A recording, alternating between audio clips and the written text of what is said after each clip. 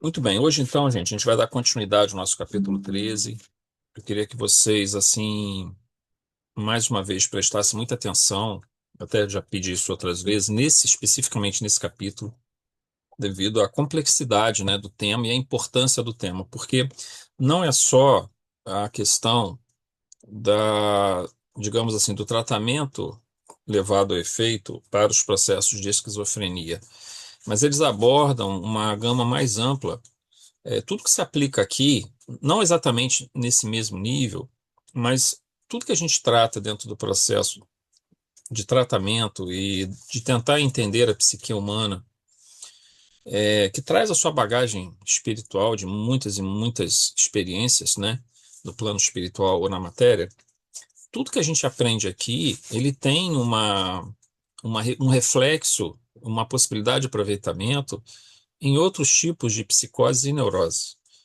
Então, nós temos visto um aumento imenso de situações de depressão, de crise do pânico, de ansiedade, de é, toques, né, transtornos obsessivos compulsivos, processos de bipolaridade, né, transtorno bipolar afetivo, e uma série de outras dissociações, uma série psicoses. Então, todas essas situações elas de uma certa forma estão interligadas pelo mesmo núcleo, que é a psique humana.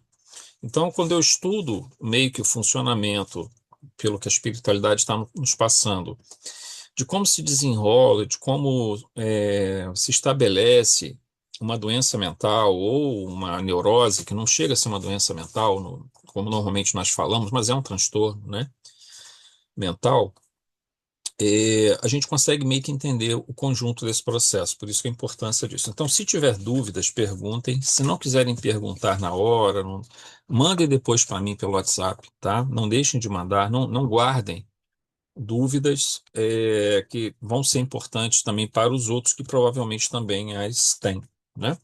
Então, quem poderia, aqui continua o processo, vocês lembram que o Dr. Emir, que é um psiquiatra, né? Ele está falando por uma equipe de médicos dentro daquele sanatório, dentro daquele hospital psiquiátrico.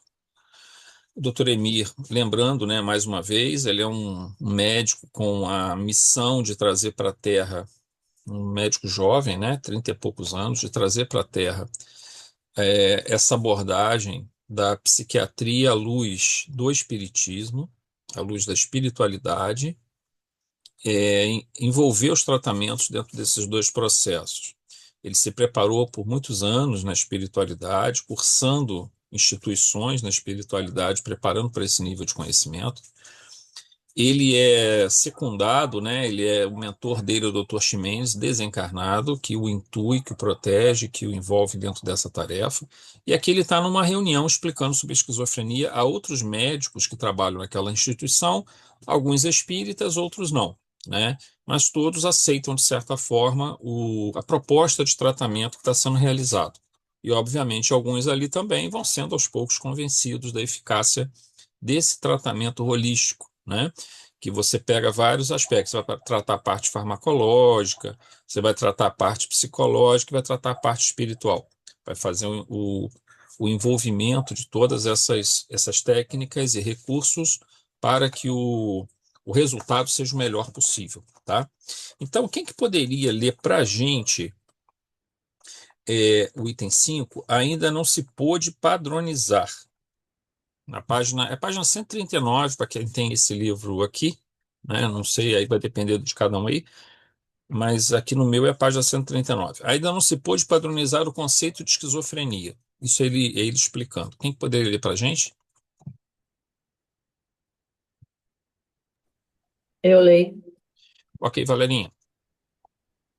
Ainda não se pôde padronizar o conceito de esquizofrenia, sendo considerada mais modernamente como uma síndrome, como um grupo de psicoses endógenas, resultado do mecanismo de hereditariedade, surgindo muito cedo, de acordo com o ambiente familiar. Os impositivos da vida que geram desestruturação da personalidade desestabiliza, des, desestabilidade da informação e da comunicação, cujas raízes psicológicas encontram-se na pessoa e surgem quase sempre como efeito de conflitos na convivência e na conduta. Bastante comum, muito mais do que se pensa, manifesta-se em diferentes períodos da vida física, especialmente na adolescência, tornando-se difícil de ser diagnosticada com precipitação, o que exige um cuidadoso estudo da personalidade do indivíduo, bem como do seu comportamento. No seu início, pode apresentar-se de maneira sutil, pouco diferindo de um estado de normalidade. Igualmente, pode irromper de forma de surto característico, agressivo, perturbador. A sua sintomatologia é muito abrangente, considerando-se, entre outras manifestações, a perturbação do pensamento, incoerência, neologismo, vagas associações, delírio, distúrbios de percepção e da atenção, perturbação nas sensações do corpo, alucinações auditivas e raras visuais, despersonalização, dificuldade de escolher e de inundação de estímulos. C. Perturbações motoras, conduta excêntrica e esdrúxula, variação entre a imobilidade catatônica e a hiperatividade. D. Perturbações afetivas, afeto insignificante, impassível e inadequado, ambivalente, diverso do contexto, variando entre os extremos.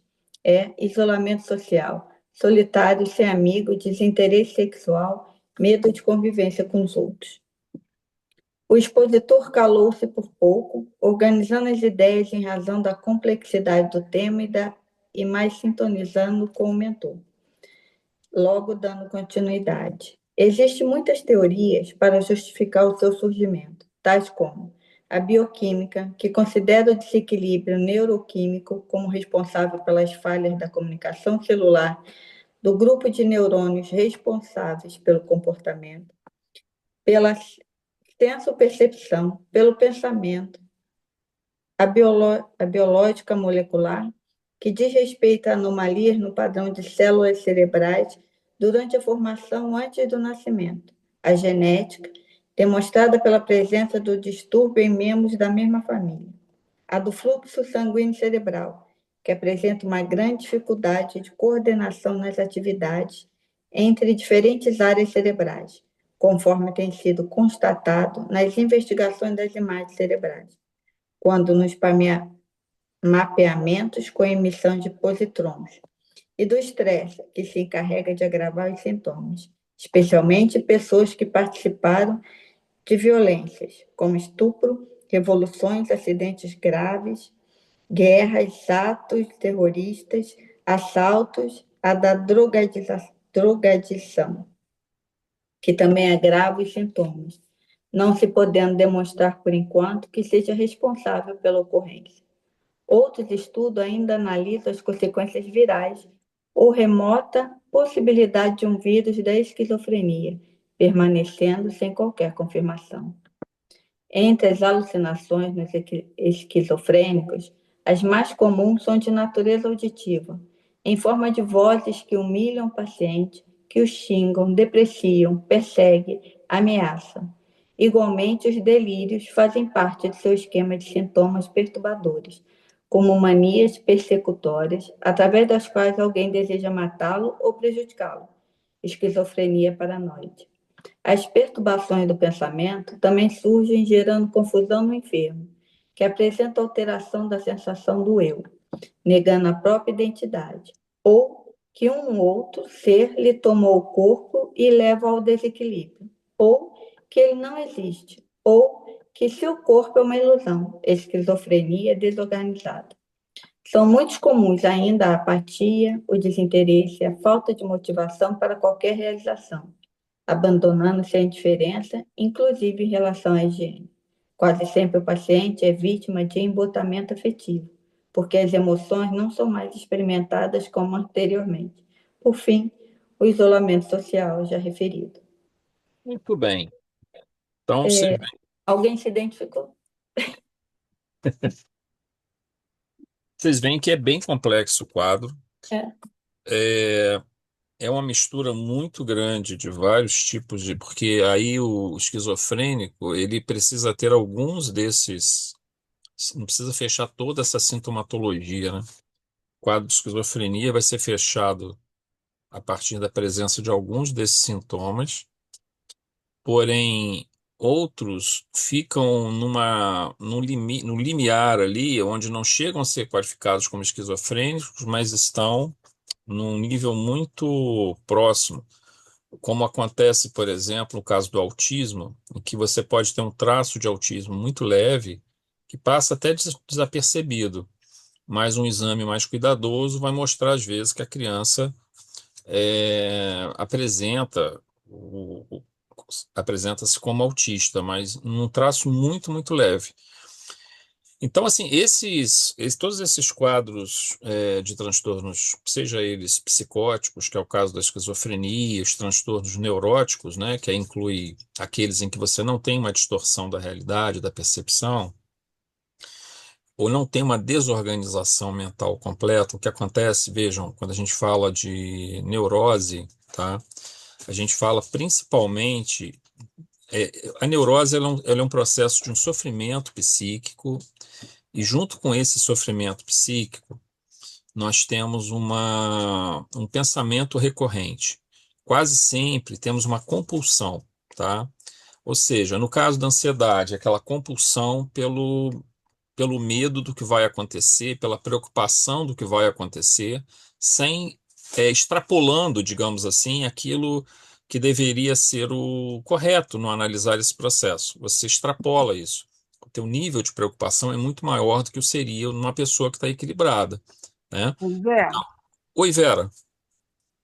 A esquizofrenia é para a pessoa que fica, né, que é esquizofrênico, é por causa de vidas passadas? Sim, as vidas passadas elas vão desencadear fatores predisponentes que poderão desencadear o processo de esquizofrenia nas seguintes situações. Se o processo é fortemente kármico, ou seja, está dentro do planejamento espiritual, porque ela lesou demais a sua psique, essa esquizofrenia vai acontecer de qualquer jeito. Se ela chegou no ponto limite, porque existem vários níveis dos desequilíbrios psíquicos. Se ela está no limite, vai depender do meio em que ela está. Então, fatores sociais, vivências, estresse pós-traumático, por exemplo, muitas das vezes poderá desencadear um surto de esquizofrenia. Processo de obsessão. Por que que eu estou falando isso, Vera? Porque às vezes pode ser que uma pessoa que se desequilibrou psiquicamente no passado, mas aí não tanto assim, não foi um desequilíbrio tão forte, quando ela reencarna, se a família que a recebe a inunda de carinho, de compreensão, de orientação, pode ser que consiga evitar a manifestação do quadro esquizofrênico propriamente. Mas é claro que os problemas psíquicos do passado vão se manifestar de outras formas, entendeu? E eles vão ter que ser tratados. Tem que ver, por exemplo, se o processo obsessivo está junto com a esquizofrenia, se o obsessor está acompanhando aquele que já tem a propensão. E tem situações que o desequilíbrio é tão grande que aí não importa o cuidado que a família tenha, porque ele já desorganiza o cérebro no próprio processo de formação no útero. Então, todos eles têm relações com os desequilíbrios psíquicos de vidas anteriores, mas nem todos vão.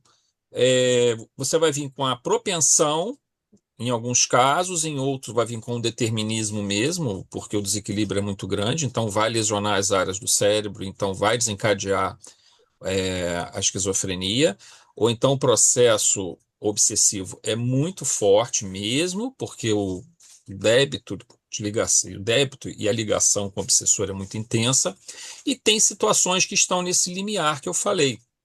Eu citei o exemplo do autismo, mas o mesmo se aplicaria à esquizofrenia num quadro que está bem no limite ali, que eventualmente, com muito amor que a pessoa receba, muita orientação e nos momentos em que ela tenha a posse do seu livre-arbítrio, ela use bem, ela poderá manter esse quadro sob controle, entendeu? Ô, Zé, Oi, Valerinha. Alguns anos atrás, estava tentando obter Teve um documentário sobre minha filha esquizofrênica. Era um casal americano que a filha dele, aos 7 anos, foi diagnosticada como esquizofrênica. Ela tinha vários, eles diziam amigo imaginário, né? Ela tinha 7. Alguns ela dava nome, outros ela dava números. E eles se apresentavam como números para ela. E ela era extremamente violenta. Aí, anos mais tarde, anos, né? 2 anos depois, eles tiveram outro filho. E aí eles começaram a perceber alguma coisa na criança, no bebê, que ele só olhava para um lado. E aí, conforme ele foi crescendo, eles foram levando ele ao médico, e aí falaram que provavelmente ele também era esquizofrênico. Só que aí passou a viver cada um num apartamento. O pai com um bebê, eles revezavam entre os filhos, porque a menina queria matar o irmão. Ah, tá, tinha essa situação. É. Assim, o documentário não foi em frente, depois nunca mais falou, mas aí seria um problema espiritual, né? Porque Na verdade, tem um desequilíbrio. nasceram assim, então, Ele tem um desequilíbrio psíquico com a obsessão junto. Porque nem é, sempre a esquizofrenia tem uma obsessão, mas é, frequentemente tem. Frequentemente tem. Mas a gente não pode dizer que todo caso de esquizofrenia tem uma obsessão junta. Às vezes o processo obsessivo é muito forte, como nesse caso aí. É possível que talvez, talvez um desses espíritos que estavam com a menina tenha, inclusive, reencarnado depois como irmão, né? Um dos que se manifestavam. Aí a gente não sabe, ou pode ser alguém que tinha uma dívida com ela do passado, ou ela uma dívida com ele do passado. O que que acontece? Muitas vezes, gente, a reencarnação e a vida de um esquizofrênico, obviamente que ela será marcada por muito sofrimento, não tem como escapar disso, ainda que hoje existam recursos, medicamentosos, né, muito eficazes, mas eles só conseguem tratar, os sintomas, né? Você não tem uma remissão de esquizofrenia por tratamento médico, tratamento farmacológico. Você poderia ter uma remissão pela desobsessão, por exemplo, se a maior parte dessa esquizofrenia está sendo causada por um obsessor. Uma eventual doutrinação da entidade poderia, então, talvez produzir quase uma remissão ou uma diminuição muito grande dos sintomas, né? Então, a esquizofrenia em geral está ligado, com certa frequência, está ligado ao processo obsessivo, sempre ligada a um processo de desequilíbrio psíquico do passado. E esse desequilíbrio psíquico do passado, quando a pessoa reencarna, muitas das vezes não adianta, não vai conseguir, às vezes, uma reencarnação a cura, tá? Essa cura é um processo que está envolvendo pai, mãe, irmãos, a própria pessoa. Ela está colhendo elementos para poder se reconfigurar o cérebro dela novamente, melhor dizendo, a psique dela novamente. Vai reconfigurar o cérebro também, porque até os medicamentos que ela toma, até os cuidados que são proporcionados a ela, repercutem no nível do espírito, tá? Porque como a gente sempre fala, cérebro, perispírito e espírito, eles estão conectados. Tudo que eu prejudico o espírito, ele repercute no cérebro através do perispírito. Tudo que eu atuo no cérebro, ele atua também no espírito através do perispírito. Então é mão dupla, é uma via de mão dupla. Então, muitas das vezes a esquizofrenia, a pessoa vai passar a vida inteira como esquizofrênico e não tem o que fazer. Não vai ter como corrigir aquilo. É um gradual processo de tratamento ao longo do tempo, porque, vejam, às vezes os desequilíbrios que uma pessoa cometeu no passado são tão grandes, mas tão grandes, que você precisa de várias reencarnações para que esse processo é, produza os seus resultados definitivos. Por exemplo, vamos dizer que você tem vários obsessores que estão com muito ódio e eles estão agravando o teu próprio desequilíbrio psíquico. Se esses obsessores não forem tratados, né, e não forem ajudados, é difícil que você consiga encontrar a paz, né, e o reequilíbrio. Então, tem que tratar você, mas tem que tratar também o obsessor. E isso leva tempo. né? Isso vai levando tempo dentro desse processo. Daí a complexidade. E a gente também, é importante para nós espíritas entendermos que sempre que a gente orar, visitar, aplicar a fluidoterapia, a gente está realizando as reuniões de desobsessão para as entidades e, eventualmente, até para o esquizofrênico em desdobramento, pode acontecer isso. Você faz na reunião de desobsessão. Mas só que esse processo, ele demandará tempo. É passo a passo. Não adianta querer uma cura imediata e não adianta a gente ficar frustrado porque não conseguiu assim visualmente ver uma melhora. Mas certamente melhoras estão sendo produzidas muito devagarzinho, com muito cuidado. Pequenas melhoras estão sendo realizadas passo a passo. Então a gente tem que fazer a nossa parte, né? A medicina está fazendo a parte dela, a psiquiatria está fazendo a parte dela, o suporte psicológico está fazendo a parte dele, e tudo isso vai produzindo seus resultados, mas a maioria das vezes nós não vamos ver esses resultados palpáveis numa reencarnação. Eventualmente isso pode acontecer, né? Mas frequentemente a gente não percebe. Para os espíritos mais evoluídos, eles vão conseguir perceber alterações positivas nesse processo, só que é um tempo longo, pode levar, às vezes, várias reencarnações. Porque, vejam, o problema do esquizofrênico, a gente voltando, vamos só voltar rapidinho aqui o que nós comentamos na semana passada, quando a gente falou dos tipos, alguns tipos de esquizofrenia, tá? Só para a gente, é bom a gente recordar isso aqui antes da gente retomar esse assunto. A paranoide, tá? A esquizofrenia paranoide. Você tem alucinações, delírios, sensação de perseguição, que é a sensação persecutória. Em geral, vem do processo auditivo. Você ouve vozes que mandam você fazer determinadas coisas. Então, isso é considerado processo alucinatório e um delírio também, né, produzido e um delírio que vem depois do processo de alucinação. Quando a gente fala alucinação, estou falando do ponto de vista psiquiátrico, porque às vezes o indivíduo está ouvindo é um espírito falando com ele, e às vezes não. Às vezes o que ele está ouvindo é a voz da própria, é o processo anímico, é a voz da própria consciência dele se culpando, se cobrando, né, daquilo que ele fez no passado. E nós temos visto muitos exemplos nas obras de André Luiz, por exemplo, e também de Manuel Filomeno, em que o espírito fica se cobrando, é, imaginando as vítimas do passado ali falando contra ele, tentando agredi-lo, quando na verdade essas vítimas nem estão mais ali. Elas já perdoaram, elas já seguiram em frente, mas ele continua imaginando aquilo. Então, essa sensação de perseguição e o processo auditivo dessas vozes podem estar vindo do próprio indivíduo, mas podem com frequência também estar vindo de obsessores de fato que ainda estão ligados a ele. Então, nesse caso, o primeiro ponto é a paranoide, que tem a criação desses delírios a partir das percepções sensitivas. A segunda, hebefrênica, tá?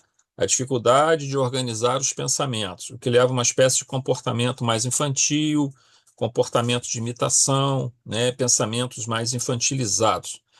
Isso aqui é uma desorganização daquilo que nós mostramos lá naquele quadro que nós comentamos naquele dia, quando nós botamos lá no centro, já temos colocado em outros estudos nossos, aquele grupo que nós tentamos definir ali, através de uma forma mais simplificada, o que seria o ego, né? A nossa persona. Um grupo que é o cognitivo, um outro grupo, um outro núcleo, né? Um núcleo cognitivo, um núcleo emocional, um núcleo de memória e um núcleo de vontade. Se alguma dessas não funciona, não há a estruturação, a organização correta do pensamento. Então, por exemplo, se o meu emocional bloqueia ou distorce a minha memória, porque eu falo em bloquear a memória, é bloquear o acesso às memórias de curto prazo, que eu me refiro aqui, tá, gente? Quando a gente faz esse modelo, é a memória de curto prazo. O que eu chamo de memória de curto prazo? Memória dessa vida, que ou está no nível consciente ou está no nível subconsciente muito próximo ali. Por exemplo, uma memória da infância que com uma certa facilidade pode ser desperta, tá? Quando a gente fala de memória de psiquismo de profundidade, de inconsciente, aí nós já estamos nos referindo a vidas anteriores, né? Mas quando a gente fala dessa memória do ego, é a memória dessa vida. E a gente frequentemente está recorrendo a ela e precisa recorrer a ela para estruturar o nosso pensamento. E esse pensamento ele é resultado da cognição, ou seja, da atitude inteligente, racional e das diversas formas pelas quais a inteligência se manifesta, mas com o contributo, com a parceria da emoção. O processo emocional trabalha o tempo todo. Um determinado trauma pode sequestrar parte da memória e bloquear elementos da memória. Se você bloqueia elementos da memória, você distorce todo o processo de pensamento, porque você tem que estar recorrendo à memória o tempo todo, né? Eventualmente, você pode não só bloquear a memória, mas distorcer a memória.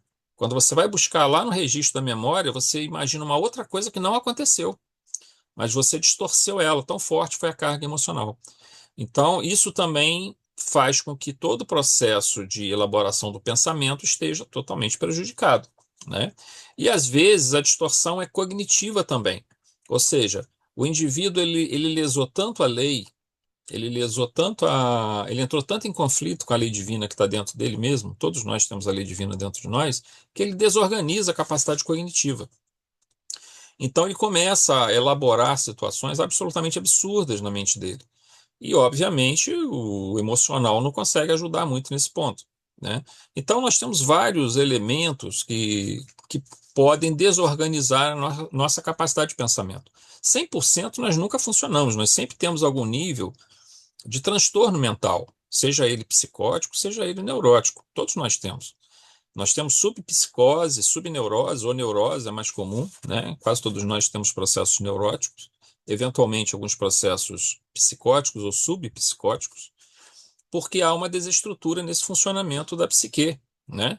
Como nós estamos colocando aqui. No caso que a gente fala, a ansiedade é uma certa desestrutura da psique. Por quê? Porque o emocional está sequestrando o cognitivo. Se eu fosse analisar com bastante cuidado aquela situação, eu veria que não há razão para que eu ficasse tão ansioso com relação àquilo. Porém, o emocional meio que sequestrou aquele processo. Mas o indivíduo não perdeu a sua capacidade, a sua percepção da realidade. Ela está sendo atrapalhada, mas não está totalmente fora da realidade. Então, isso é uma neurose. Na esquizofrenia, há uma perda da noção da realidade. Você começa a ver coisas que não existem, você começa a ouvir coisas que não existem, você começa a distorcer todo o teu pensamento, criar uma realidade paralela, e aí essa realidade paralela é o que nós chamamos de psicose, né? Então a psicose é um caso mais grave e a gente precisa tentar retornar o indivíduo novamente ao estado onde ele consiga ter um pensamento mais ou menos em acordo com o que os outros também pensam. Não é ter a mesma opinião, mas ter um funcionamento mais ou menos próximo.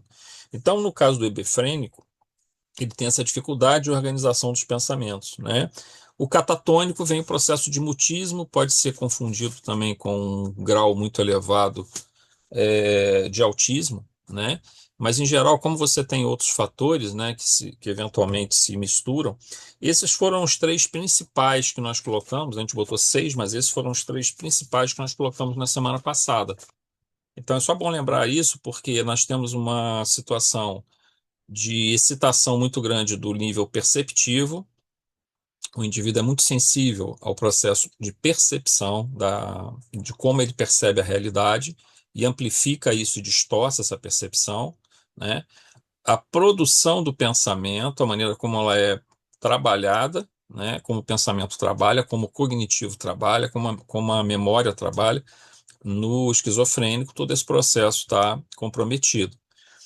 E observem que aí nós temos agora o fator espiritual, que é a presença do obsessor. E aí a gente vê o quão complexo é o tratamento de um esquizofrênico por conta disso.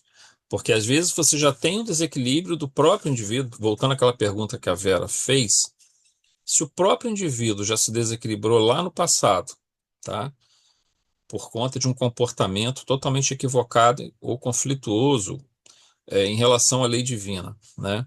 Então ele se desequilibrou, ele entrou nesse surto, nesse desequilíbrio psíquico. E agora ele tem também a presença de um obsessor que tenta prejudicá-lo, cobrando ele o tempo todo, ele fica numa situação muito mais complexa. É um processo expiatório, né, que cumpre o seu papel também digamos assim, pedagógico, apesar de muito sofrimento, mas o processo está sendo acompanhado pela espiritualidade, tá? Ainda tem a destruição que os remédios, a quantidade de remédio acaba fazendo no cérebro Sim, dele. porque altera tudo, né? Melhora uma Né? coisa, mas prejudica outras, né? É. Os medicamentos são fortíssimos, né? Apesar que com toda a evolução que vem tendo, mas você vai ter que meio que dopar a pessoa. E por isso que muitos esquizofrênicos não tomam a medicação, porque eles ficam meio que se sentindo fora da realidade, eles ficam num estado muito de angústia por conta da medicação que tomam. Na verdade, ela não faz com que a mente funcione melhor.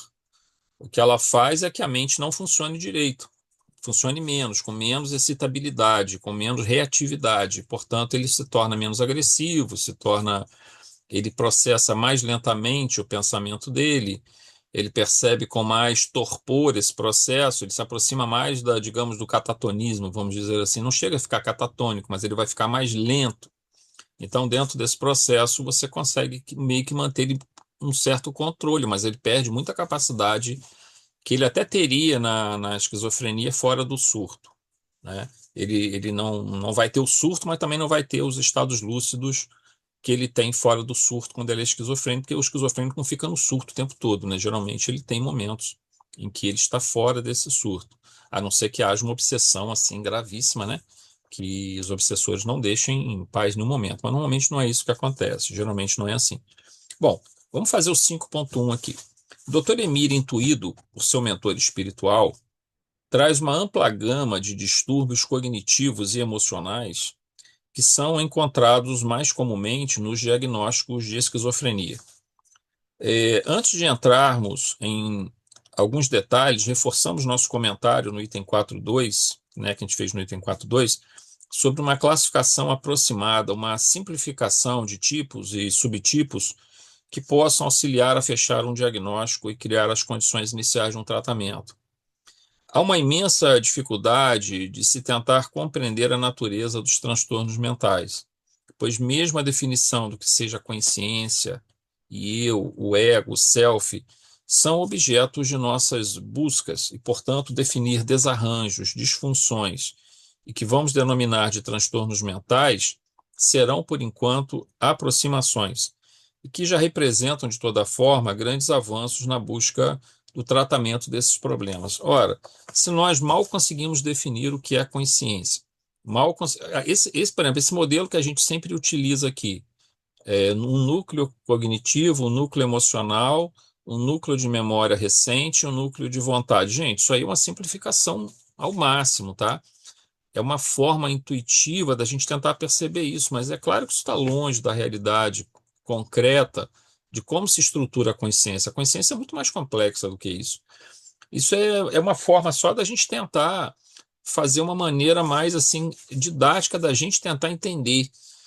A ciência ainda não consegue definir adequadamente o que é consciência, o que é inteligência, o que é emoção. Todos esses elementos, eles existem vários modelos, várias formas. Então, isso daí é um processo em elaboração. Ora, se você não consegue definir bem nem o que é a consciência ainda, como é que você define o que é um distúrbio da consciência? Então, obviamente que mesmo as definições, os tipos e subtipos de esquizofrenia ou das múltiplas formas de neuroses ou psicoses, elas são sempre aproximações e envolvem grandes desafios, mas a humanidade tem, a ciência, e eu acho que a espiritualidade também está avançando muito nesse ponto, e mais à frente eles vão se encontrar, já estão se encontrando em alguns tipos de estudos, né? Aqui é um exemplo desse encontro do Dr. Emir, desse encontro da espiritualidade com a ciência psiquiátrica, né? Então, mais à frente a gente vai encontrar um caminho comum, mas nesse ponto a gente ainda está no processo investigativo, de elaboração, tanto de entender o núcleo de consciência, quanto de entender os distúrbios de consciência. Mas não resta dúvida nenhuma que nós avançamos muito, temos avançado muito nesse sentido. 5.2. Sendo muito abrangente e complexa, toda explicação dada de distúrbios verificados nos diversos tipos de esquizofrenia vamos nos ater apenas a alguns aspectos. A gente viu que é bem complexa aquela explicação que ele deu lá, a gente só vai se ater a alguns deles, tá, gente? Senão ficaria muito complicado isso daqui e sairia fora do escopo, né, do nosso trabalho. O primeiro diz respeito aos distúrbios de percepção, principalmente os que envolvem a audição, mas que também inclui as visuais e sensações corpóreas, tá? Chama às vezes somato sensorial. A sensação corpórea, a sensação visual também fazem parte do quadro esquizofrênico, mas assim, 90% da esquizofrenia, por alguma razão, ela atua mais no nível auditivo, tá? Menos no nível. Aí a gente não sabe bem por que isso acontece, mas o tipo de distúrbio, como ele envolve também uma transformação das conexões cerebrais, conexões das sinapses, das vias sinápticas, de áreas do cérebro, de produção bioquímica. Pode ser que ele bloqueie a parte visual. Não é que o indivíduo não veja as entidades, mas talvez o cérebro não consiga processar a visão da entidade, por conta dos distúrbios que ali acontecem. Mas ele consegue manter o processamento do córtex auditivo, tá? Então não é que não haja a presença de uma entidade que ele está vendo. Ele provavelmente está vendo espiritualmente, mas não consegue processar, assim como nós em desdobramento, nós vemos entidades certamente durante o nosso sono, mas quando voltamos para o corpo, nosso cérebro não consegue fazer esse processamento. Eventualmente consegue. Quando consegue, são aquelas experiências que nós temos ou fora do corpo, em viagem astral, ou quando nos desdobramos em sono, quando voltamos para o corpo, ficam registrados a memória, as mensagens auditivas e as mensagens visuais, os aspectos visuais captados. Isso acontece em certas circunstâncias muito específicas. Em médiuns, esse processo é normal, é natural, né, dentro da mediunidade ostensiva. Bom, sendo as sensações, as percepções, o canal de comunicação receptiva com o mundo que nós temos, né, é preciso que compartilhemos uma forma comum ou próxima disso de definir uma percepção normal e que irá produzir estímulos e processamentos cognitivos e emocionais em nosso ego. Então vejam, gente, quando nós estamos reunidos, digamos lá no centro, tá? Nós estamos reunidos lá no centro. Aí nós olhamos, chega uma pessoa lá na porta e chama lá. Às vezes acontece isso, a gente está na reunião de segunda, chega uma pessoa lá na porta. Nós olhamos para a pessoa, às vezes a pessoa vem pedir ajuda para alguma coisa, vem pedir uma informação, alguma coisa assim. Todos nós olhamos. Isso é uma percepção visual e também pode ser uma percepção auditiva se a pessoa fala alguma coisa. Todos nós percebemos, beleza. Nós temos que ter, todos nós, o nosso cérebro tem que estar preparado para processar essa informação de uma maneira meio que comum. Não dá para eu falar assim, eu estou vendo uma pessoa, aí a Valerinha vem e fala, não, eu estou vendo ali um cachorro. Aí o outro fala assim, não, eu estou vendo ali um carro que está entrando dentro do centro. Não, peraí, não dá para ser isso, né? Nós temos que chegar a um denominador comum.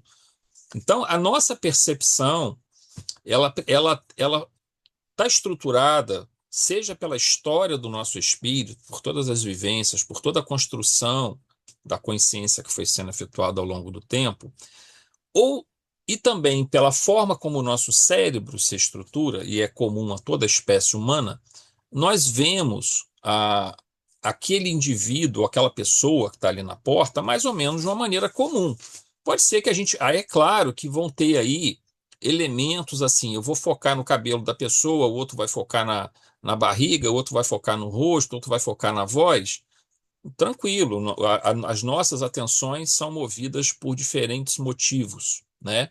Então, nós sempre focamos alguma determinada coisa num quadro, numa música, num objeto, numa pessoa, que por alguma razão, nos atraiu atenção naquele momento. Isso é normal, isso é natural. Mas a gente tem que estar vendo uma pessoa, né? Então, para que haja uma normalidade, é preciso que as pessoas percebam o objeto de referência mais ou menos da mesma forma, ainda que o nosso foco seja para um ponto ou outro daquela pessoa, mas nós estamos vendo uma pessoa, certo? Então, isso seria, digamos, uma normalidade perceptiva. né? Seja visual, seja auditiva, etc. Então, isso nós chamaríamos, entre aspas, de normal, no nível perceptivo, tá? Na esquizofrenia, continuando aqui, ó, na esquizofrenia não há essa normalidade de percepção. Ela só é percebida pelo indivíduo e não por outras pessoas. O processamento dessa informação é o segundo ponto. O primeiro é a percepção, que só ele ouve ou só ele vê, ou só ele sente. Já tem aí uma situação. O segundo é o processamento dessa informação, tá? O processamento dessa informação, especialmente em função de outros problemas na forma como o paciente realiza sua cognição, leva ou reforça estados de delírio, de perseguição, visão distorcida da realidade. Fica claro que quando falamos de esquizofrenia, estamos nos referindo ao tipo de psicose. Então, nós temos uma distorção da percepção e uma distorção do processamento dessa percepção. Aí você vai dizer assim, mas o médium, ele ouve coisas que os outros não ouvem. Sim, o médium, ele dentro do processo, digamos assim, de uma reunião estruturada, ele ouve, ou dentro, na sua própria casa, ele pode estar vendo uma entidade, ele pode estar ouvindo uma entidade, mas se ele já consegue saber que aquilo pode ser uma visão dele, pode ser anímico, mas pode ser uma entidade. O próprio fato dele conseguir pensar que aquilo pode ou não ser um espírito, ou pode ou não ser um produto da sua consciência, já lhe traz a própria normalidade, ok? O esquizofrênico não consegue ter essa percepção. O que ele vê é o que ele está vendo. Ele não consegue identificar isso como uma possível comunicação de um espírito, como algo que está vindo da mente dele. Ele vê aquilo como uma realidade objetiva, que os outros não estão vendo. O segundo ponto é o processamento. O médium, quando recebe essa informação, ele vai processar essa informação e vai passar para os seus companheiros. Ou então ele vai guardar para ele, de acordo com a situação. Às vezes ele está em casa, né? Mas ele entende que aquilo ali pode ser uma comunicação espiritual, com grande possibilidade de ser uma comunicação espiritual. Com o tempo, o médium vai ter essa capacidade, né, de diferenciar o fenômeno anímico do fenômeno mediúnico. E ele tem o pleno conhecimento e controle desse processo. Ele não perde a sua funcionalidade, por exemplo, a capacidade de socialização, de entrar em contato com as pessoas, ele não se desequilibra por isso. Então, não há aqui psicose envolvida. Por isso que, no caso do manual de transtornos psiquiátricos, muito utilizado, que é o DSM lá nos Estados Unidos, até o DSM-3, isso não era considerado. Hoje em dia, no DSM-5, a visão, a audiência de fenômenos mediúnicos, não é que eles vão dizer que existem espíritos, tá? Não é que o manual de transtornos psiquiátricos vai dizer que existe diagnóstico e transtorno, vai dizer que existe espírito, mas ele vai dizer que aquilo faz parte da realidade do indivíduo inserida dentro do meio em que ele se encontra, ou seja, do meio social que aceita aquele processo, portanto, há ali uma normalidade.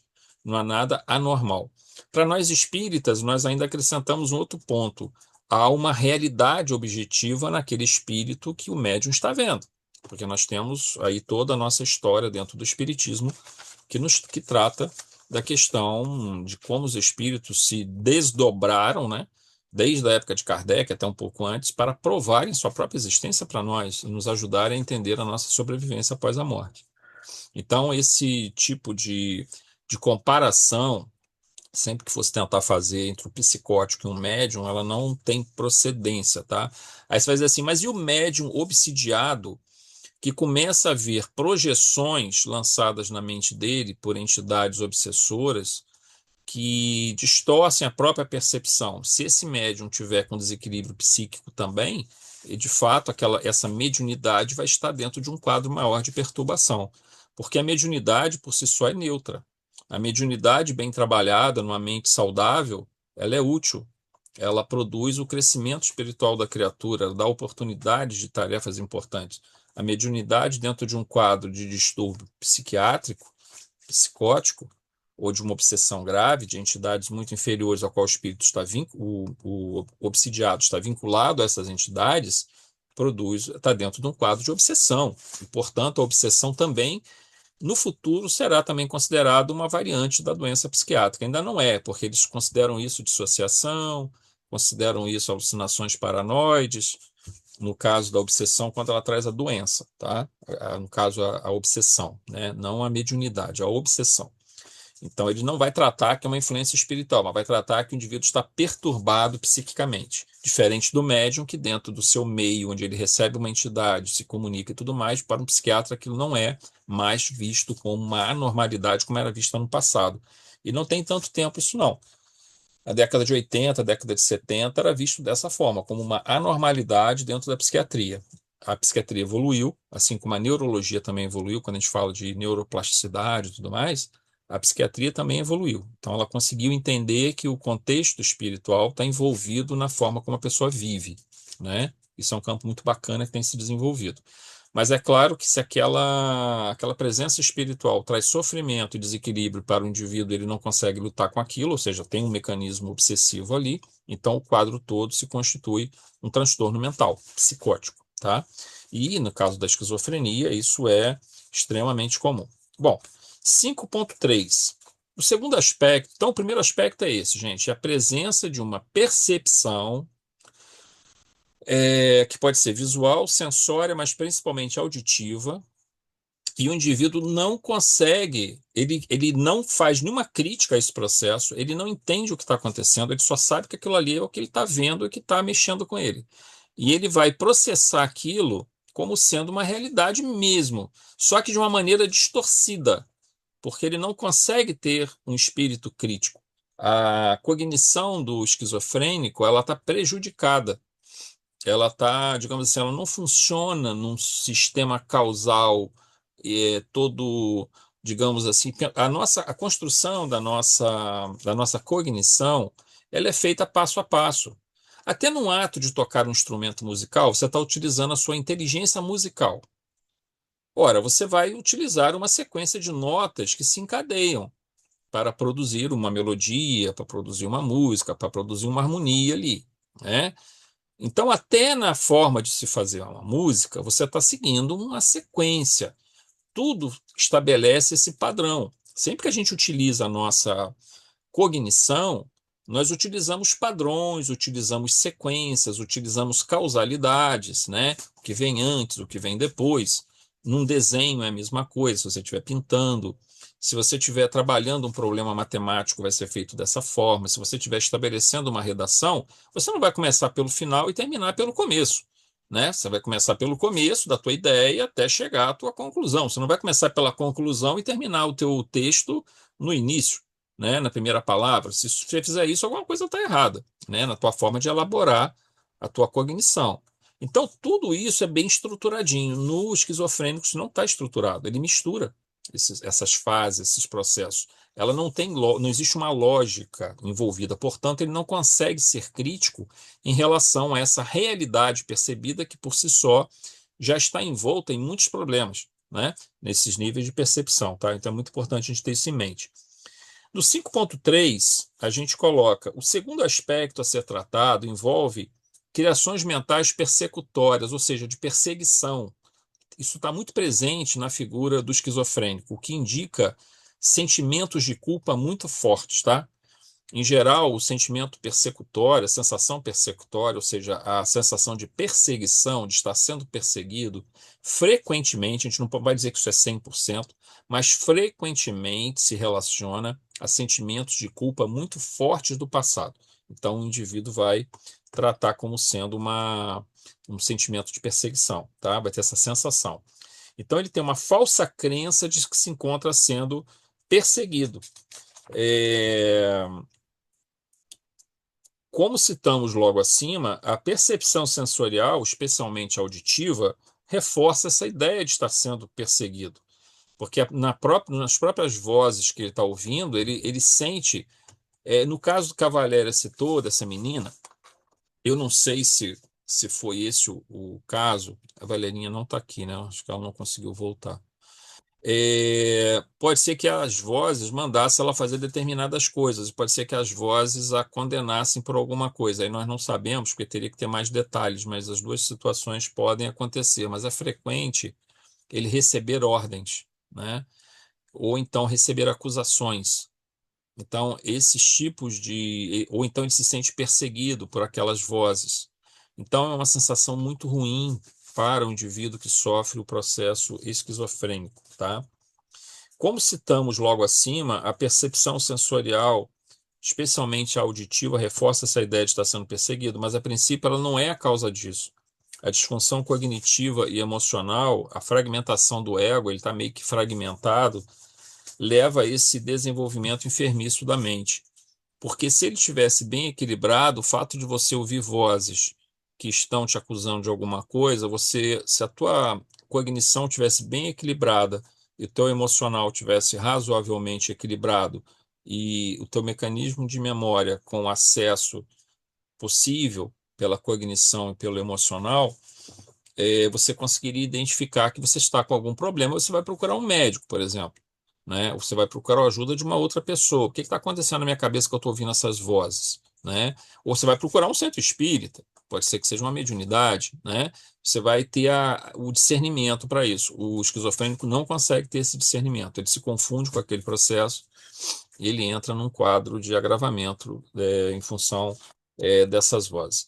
Gente, nós não vamos continuar porque já é 8h40. Esse tema ele é muito complexo e muito abrangente e muito importante também, porque, como eu falei, não é só uma questão de estudar esquizofrenia, é uma questão de nós estudarmos a maneira como a nossa consciência se manifesta no nosso ego, né? Nós sempre chamamos atenção para essa questão que no nível do self, ou do eu individual, né, esse eu ou esse self, ele é uma consciência em transformação, em elaboração. Nós ainda não temos esse self pleno. Esse self ainda é um somatório de um monte de experiências transatas, de um monte de experiências de vidas passadas e de vivências na erraticidade, que formam todo o arcabouço que, projetado na matéria, nesse momento, gera o nosso ego, da forma como nós vivemos. Eu sou José Ronaldo, mas esse José Ronaldo aqui não representa toda a estrutura de vivências que eu tenho. Não tem como, meu cérebro não dá conta disso. Então, eu fui muito moldado pelo meio, pelo meu corpo físico, pelas influências espirituais que recebi, e sou moldado pelas influências também que recebo das minhas memórias inconscientes, e que chegam para mim como luzes ou sombras, né? Então, eu formo o meu ego, mas esse meu ego não é o meu self. Ele é uma projeção do meu self, é aquela velha noção que nós falamos daquele bloco de gelo, do iceberg, onde a parte que está em cima da água é o ego, a parte que está embaixo da água é o inconsciente, com todas as suas camadas de vivências anteriores. O conjunto desse processo vamos chamar de self. Só que esse self não é a sua forma ainda plenamente elaborada, mas vai ser a forma plenamente elaborada da criatura quando houver a integração de todas essas camadas com a iluminação de toda a sombra e, obviamente, a evolução espiritual da criatura. Quando a gente fala do Cristo, por exemplo, ou de espíritos angélicos, né, nós estamos falando de espíritos que já alcançaram o estado desse self, plenamente concluído, mas que continua ainda em evolução, mas do nosso ponto de vista já é um ego plenamente elaborado, integrado, né? Ele não tem mais essas pontas soltas que nós temos, essas camadas conflitantes de vários egos, que é o que leva a esse processo, por exemplo, da esquizofrenia, no seu caso mais grave, em razão de transgressões passadas em relação à lei divina. Mas vejam, todas as nossas neuroses, que são as mais comuns, elas são também resultados de incompatibilidades ou dificuldades nossas de lidar com as situações vivenciais desse momento da nossa vida, chamada dor e evolução, né? As vivências que nós temos, as dificuldades pelas quais nós temos que passar, todas elas podem produzir neuroses na forma de ansiedade, na forma de depressão, na forma de síndrome do pânico, na forma de fobias, de transtornos obsessivos compulsivos, uma série de outras formas nos quais a gente se fecha dentro de um ciclo de pensamento contínuo e circular que nós chamamos de monoideísmo, de ideia única, né? Então, isso é meio que compulsivo. Então, dentro desse processo, nós temos um quadro, então, neurótico que causa sofrimento, e ele é frequentemente o resultado dessa incapacidade de lidar com a realidade que nós estamos vivenciando, mas também lidar com esses fatores que vêm do nível subconsciente. Porém, isso não nos tira a nossa capacidade de ter uma vida de normalidade, entre aspas, porque a gente vive meio que na mesma percepção e processamento da maioria das pessoas dentro da nossa sociedade. Então, a neurose não é um quadro de. É diferente da psicose nesse aspecto, porque você não está vivendo uma realidade paralela. Você está vivendo a mesma realidade que as outras pessoas estão percebendo. Na psicose, o quadro é mais grave, portanto, você distorce a realidade, distorce a memória, bloqueia a memória, desequilibra completamente esse conjunto de trabalho que precisa ser realizado entre o emocional e o cognitivo. Então, tudo isso é o resultado de um longo trabalho de elaboração que nós ainda temos também pela frente em busca desse self, que aí sim, esse self, ele é todas essas camadas de ego em conflitos já plenamente elaboradas, plenamente integradas, e uma visão do mundo, se um espírito superior, um espírito angélico encarna na Terra como missão, e a gente vê isso frequentemente, a maneira dele lidar com primeiro que ele não tem grandes dificuldades mais, ou nenhuma, talvez, dependendo do nível evolutivo dele, já não traz mais nenhuma sombra dentro dele, então ele não tem mais fatores de inconsciente profundo vindo como sombras, ele já não tem mais isso, e a capacidade dele de processar todas as adversidades pelas quais ele enfrenta aqui na Terra, por ser um mundo de provas e expiações, com a dor e evolução presente, com a transitoriedade em permanência presente, é totalmente diferente da nossa, porque ele já está muito evoluído, então ele consegue manter a sua paz interior, a sua conexão com o divino, a conexão com o seu interior, que está tudo integrado. Então ele não tem o mesmo sofrimento que nós. Ele passa dificuldades, porque, óbvio, ele sai de um mundo de luz para vir para um mundo mais denso. A própria projeção do ego, do self no ego, é uma projeção parcial, ele não consegue projetar tudo. Lembre-se sempre da imagem do iceberg. Mas ainda assim, esse ego, mesmo com as limitações dessa projeção, ainda assim consegue ser muito bem sucedido dentro desse processo, onde ele já não está mais só procurando, ele não tem mais muito que ajudar ele, né? A tarefa dele ali é ajudar o próximo, ajudar a humanidade, ajudar as pessoas com quem ele convive, e aí ele vai distribuindo luz por onde ele anda. Esse é o destino de todos nós.